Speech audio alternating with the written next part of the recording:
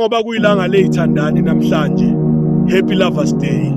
Kodwa nje okubalekile engakusho kini sihlobo zami, yenza into othanda ukuthi yenziwe kuwe uthandweni. Ungasilindeli isipho kanti wena awusithenganga isipho.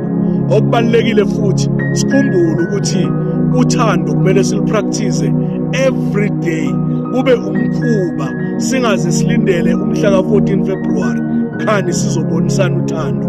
Lento kumele siyenze imihla ngemihla, siyenze izinsuku nezinsuku, kube injwayelo. Mawubona isipho usithengele isithandwa sakho, angithi uthi isithandwa sakho, usithengele isithandwa sakho sijabule.